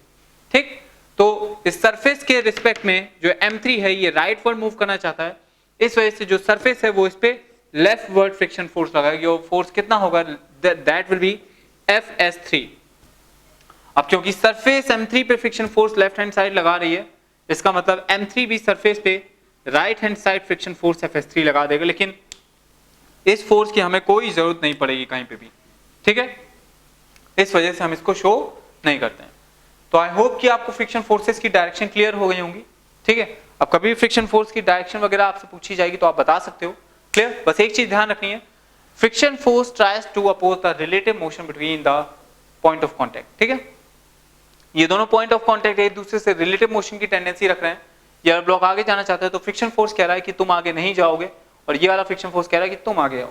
ठीक है, ताकि दोनों के बीच में रिलेटिव मोशन बना रहे, रिलेटिव मोशन है वो ना हो पाए। ठीक भाई, दोनों ब्लॉक साथ में मूव कर रहे हैं, एक की वेलोसिटी ज्यादा हो गई, एक की कम हो गई, तो फ्रिक्शन फोर्स इस पे आगे लगेगा, इस पे पीछे लगेगा। ठीक है, ताकि दोनों के बीच में रिलेटिव मोशन ना हो पाए। तो friction force always resist the relative motion between the objects. Clear? तो ये चीज इंपॉर्टेंट है, ये चीज आपको नोट कर लेनी है। ठीक, now let us move toward the free body diagrams. ठीक है, चलिए स्टूडेंट्स अब बात करते हैं फ्री बॉडी डायग्राम की। ठीक है, FBD की। Clear? FBD it means free body diagram. Clear? इसका मतलब क्या है, इसकी जरूरत क्यों पड़ती है, हमें इसकी बात करेंगे। ठीक है, देखिए होता क्या है जब हम किसी सिस्टम को एनालाइज करते हैं, फॉर एग्जांपल मान लीजिए आपके पास इस तरह से एक ब्लॉक है। ठीक है, इस तरह से एक ब्लॉक है और ये ब्लॉक आपका अर्थ पे रखा हुआ है इस तरह से, क्लियर। अब इस पे खूब सारे फोर्स लग रहे हैं, एक फोर्स F1 लग रहा है, एक फोर्स यहाँ से F2 लग रहा है, क्लियर। एक फोर्स इस डायरेक्शन में यहाँ से थीटा के एंगल पे आपने लगा दिया, F3 लग रहा है, क्लियर। इस तरह से काफी सारे फोर्सेस इसमें लग रहे हैं, ठीक। अब आपको इस सिस्टम का नेट फोर्स बताना है x एक्सिस में और नेट फोर्स बताना है y एक्सिस में, क्लियर। नेट फोर्स बताना है x एक्सिस में और नेट फोर्स बताना है इसका y एक्सिस में। तो क्या करना पड़ेगा, तो हम चाहते हैं कि हम इसका FBD बना लें। क्या बना लें, FBD, free body diagram. Means हम इस बॉडी को एक फ्री बॉडी की तरह ट्रीट करेंगे। फ्री बॉडी का मतलब इसको हम एक पॉइंट से डिनोट कर देंगे, किससे, पॉइंट से, ठीक है, या फिर एक छोटे से क्यूब से, छोटे से स्क्वायर से डिनोट कर देंगे, ठीक है। और अब इस पे हम सारे फोर्सेस दिखाएंगे जो कि इसके सेंटर से होते हुए जा रहे होंगे, clear. This is called the free body diagram. मतलब अगर हमें इसका फ्री बॉडी डायग्राम दिखाना है, so this will B F1, clear, और सारे फोर्स सेंटर से ओरिजिनेट होते हुए दिखाएंगे, क्लियर। कोई भी फोर्स सेंटर की तरफ नहीं आएगा, क्लियर, क्योंकि भाई ये फोर्स एक वेक्टर क्वांटिटी है। अब चाहे इसको आप ये बोलो कि ये यहां से आ रहा है या फिर ये बोलो कि इस तरह से जा रहा है, बात बराबर है, ठीक है। So this is your F2 force, this will be your F1 and this will be your F3 force which is at an angle theta from horizontal, clear. तो इस तरह से ये आपने इसकी FBD बना दी, ठीक। तो FBD फ्री बॉडी डायग्राम में हमें क्या करना है, पहला पॉइंट ये है, फर्स्ट, और चेक कीजिएगा, हम लिख सकते हैं first guess all the forces. पहले कितने फोर्सेस लग रहे हैं उसमें ये गेस करो, ठीक है। जितने फोर्सेस लग रहे हैं उनको रिमाइंड करो, clear. After that show the system as a point, show the system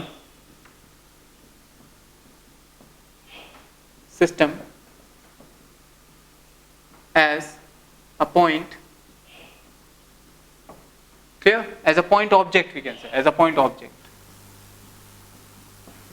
okay. And after that, third point, just represent, okay students. So this is the technique to draw the FBD of a system, ठीक है। देखिए FBD बनाते समय आपको एक चीज ध्यान रखनी है, सबसे पहले आपको सारे फोर्सेस एनालाइज करने हैं, ठीक है। एक भी फोर्स छोड़ना नहीं पूरा क्वेश्चन गलत हो जाएगा, ठीक है। तो सबसे पहले आपको बॉडी पे सारे फोर्सेस एनालाइज करने हैं, ठीक। उसके बाद आपको अपना सिस्टम सेट करना है, क्लियर। भाई जिसकी हम FBD बना रहे हैं, first guess all the forces. जो सबसे पहला पॉइंट है, 0 पॉइंट इसको हम बोल रहे हैं, this is choose your system, choose, clear. सबसे पहले स्टूडेंट्स हमें अपना सिस्टम देखना है, ठीक है। Choose your system, first guess all the forces, choose your system, guess all the forces, show the system as a point object, just represent all the forces from that point, ठीक है। तो सबसे पहले हमें क्या करना है, सिस्टम को चूज करना है। फॉर एग्जांपल एक मैन है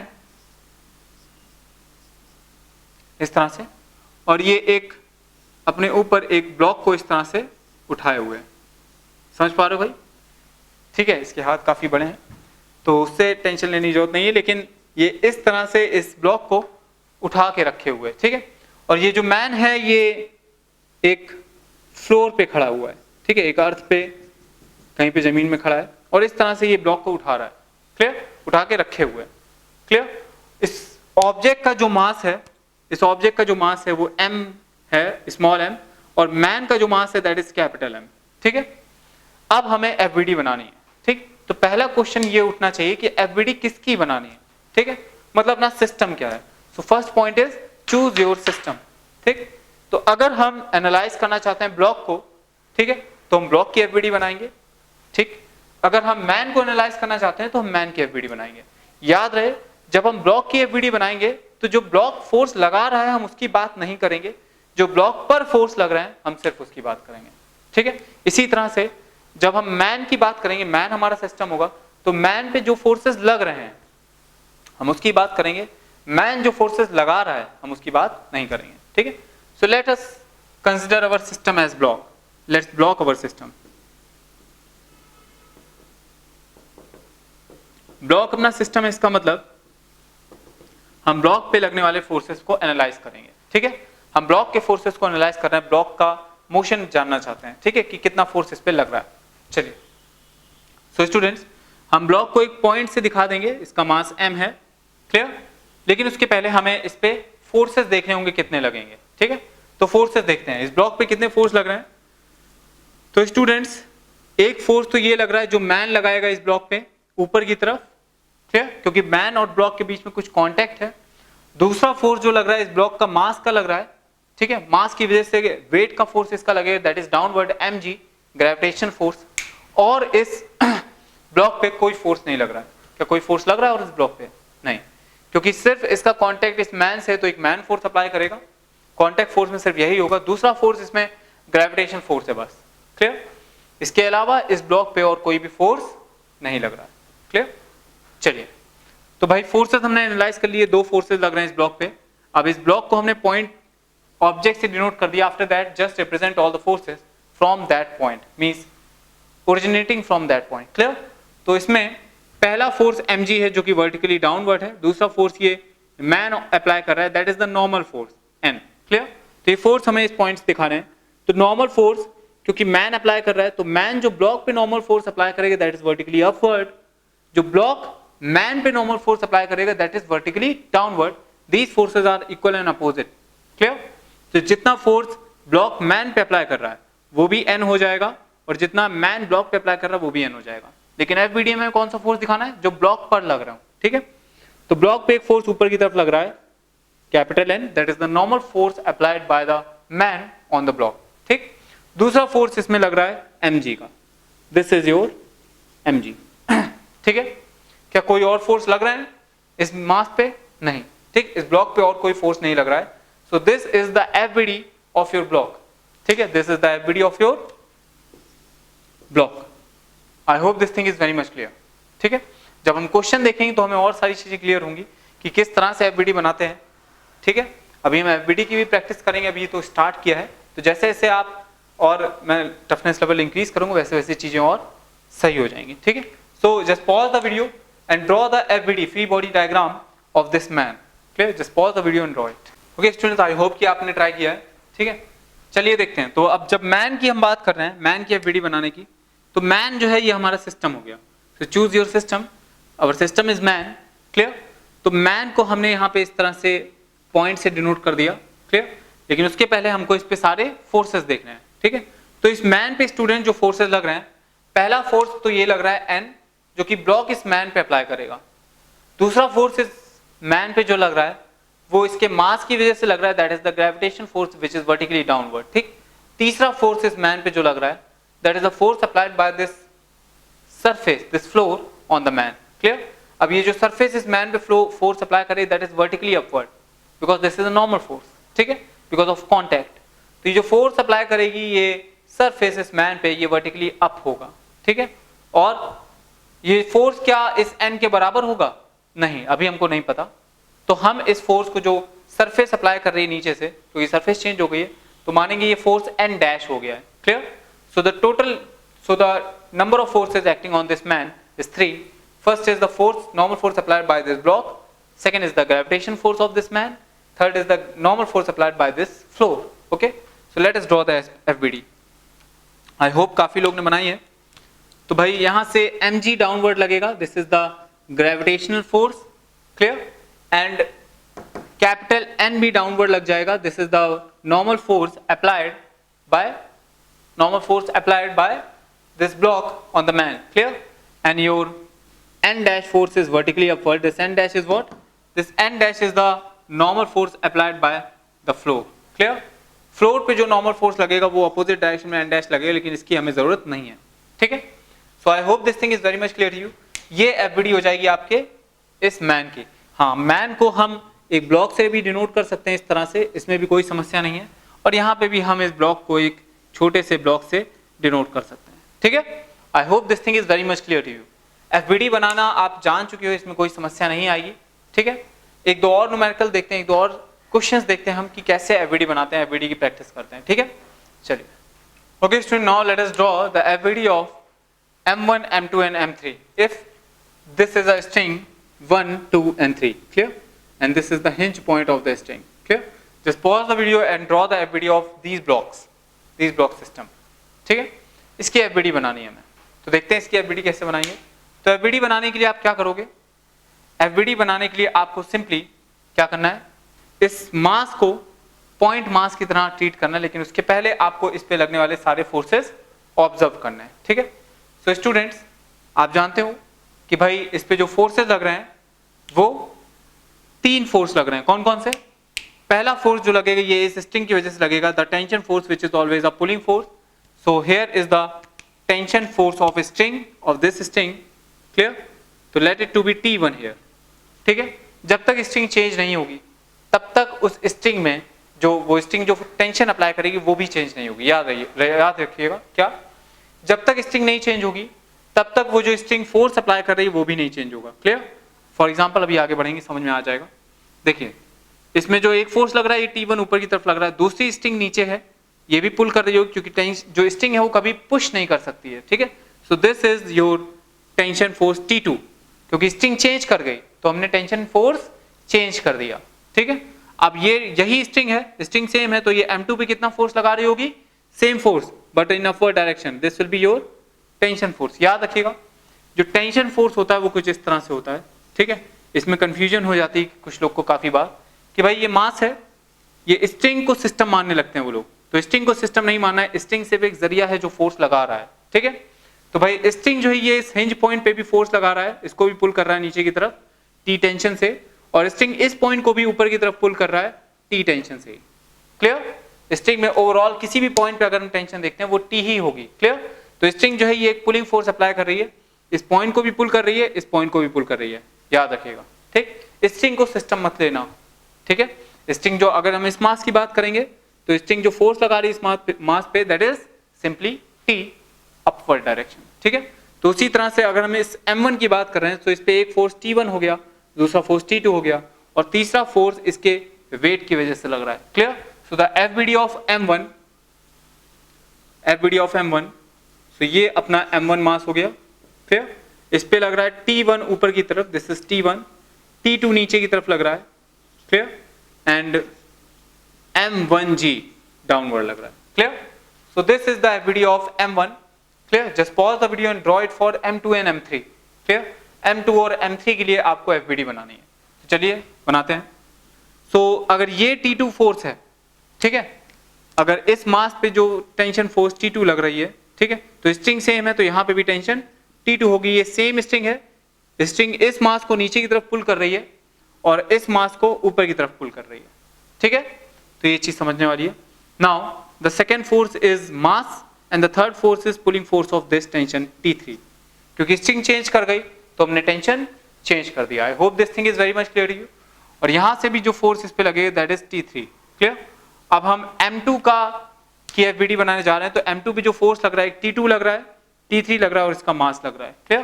so let us make the FBD of M2। M2 हो गया, क्लियर। इसमें ऊपर की तरफ T2 लग जाएगा, नीचे की तरफ M2G लग जाएगा और T3 लग जाएगा, clear. I hope this thing is very much clear you. Now अब आपकी प्रैक्टिस अगर हो जाए तो आप एक बार में FBD बना सकते हो, सीधे M3 लिखा हमने, clear. This is your M3। Now one force is T3 upward and the second is M3G downward. Finished. This is the FBDs of these two systems, of these three blocks. Clear? I hope this thing is very much clear. Now let us draw the FBD of this system. ठीक है, एक चीज यहां पे दी गई है कि भाई सरफेस जो है ये रफ है, रफ सरफेस है, इसका मतलब यहां फ्रिक्शन भी होगा, ठीक है, ये रफ सरफेस है और यहां से एक जो है, एक आपकी यहां से एक स्प्रिंग लगी हुई है, ठीक है, एक स्प्रिंग भी लगी हुई है, क्लियर। तो ये चीज आपको बतानी कि भाई यहाँ पे इसका FBD कैसा दिख रहा होगा, इसका FBD कैसा दिख रहा होगा, ये आपको बताना है, क्लियर।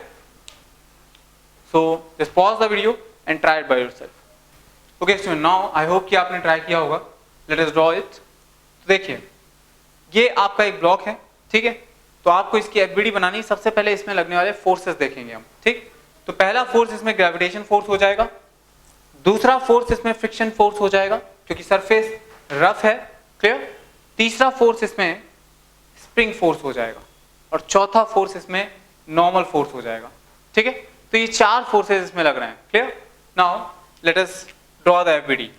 तो FBD बनाने के लिए पहले तो हम इस ब्लॉक को इस तरह से दिखा देते हैं m मास का, अलग कर लेते हैं, फ्री कर देते हैं इसको सारे सिस्टम से।